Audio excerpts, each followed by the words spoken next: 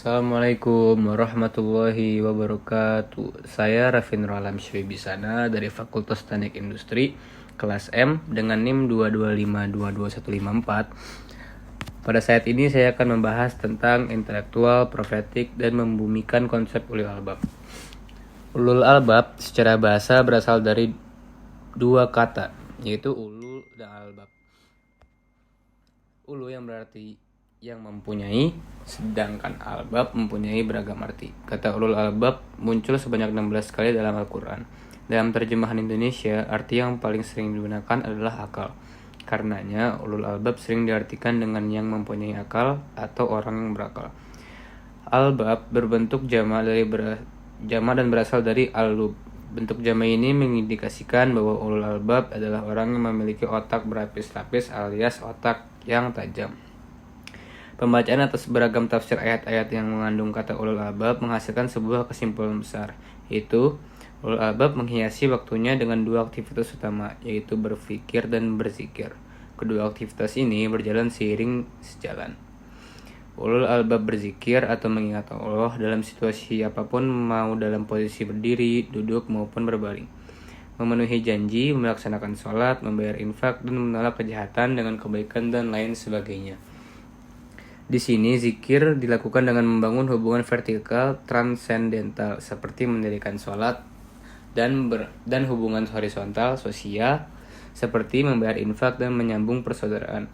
Dalam berpikir, ulul albab melibatkan beragam objek, yaitu fenomena alam seperti pergantian malam dan siang serta penciptaan langit dan bumi, dan siklus kehidupan tumbuhan yang tumbuh karena air hujan dan akhirnya mati.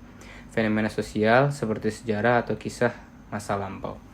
Sebagai sebuah konsep, ulul albab perlu dioperasionalisasi atau dibumikan. Beberapa strategi berikut terbayang setelah melakukan tadabbur atas beragam ayat di atas, yaitu meningkatkan integrasi, mengasah sensitivitas, memastikan relevansi, mengembangkan imajinasi, dan menjaga independensi. Selanjutnya, gimana sih kriteria manusia ulul albab? Berdasarkan surat Ali Imran ayat 190-191, mereka yang disebut manusia ulul albab senantiasa menggunakan akalnya untuk mengobservasi dan memikirkan akan adanya sesuatu yang diciptakan oleh Allah Subhanahu wa Ta'ala. Manusia ulul albab tersebut senantiasa terbenak dalam mindsetnya bahwa semua yang ada di dalam semesta ini yang telah diciptakan oleh manusia Subhanahu wa Ta'ala, yang diciptakan oleh Allah Subhanahu wa Ta'ala, tidak ada satupun yang sia-sia. Semua makhluk yang Allah ciptakan meskinya dan pastinya ada kebermanfaatan dan kebermaslahatan. Mereka yang menggunakan akal sebagai perenung menuju kebermanfaatan dan kebermaslahatan adalah manusia yang ulul albab. Contoh yang diterapkan pada kehidupan sehari-hari yaitu saat seorang senantiasa yang mengingat dan melibatkan Allah dalam kondisi apapun seperti keadaan berdiri, duduk, berbaring, yang senantiasa mengingat Allah.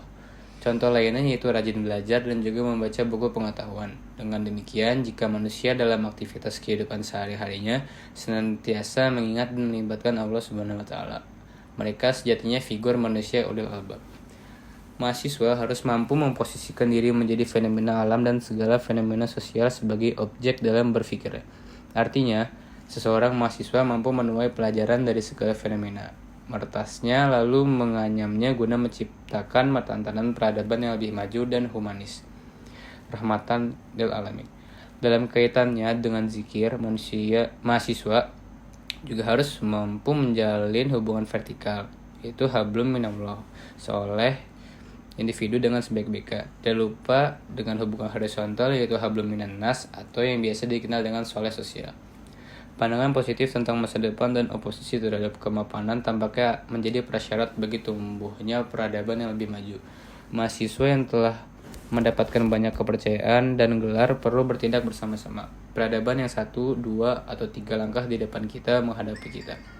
Ini bukan waktu yang tepat untuk bersantai, egois, atau bahkan menanyakan masalah orang lain. Dengan mengintegrasikan zikir dan pemikiran, hablum minallah dan hablum minan nas, yang tidak lebih dari mutiara dari apa yang disajikan Al-Quran, dengan menggunakan teori, semangat, dan strategi ulul albab. Paling tidak, sebuah harapan penuh harapan bahwa para mahasiswa di atas akan menyadari keyakinan dan gelar yang diberikan kepada mereka sebagai intelektual muda.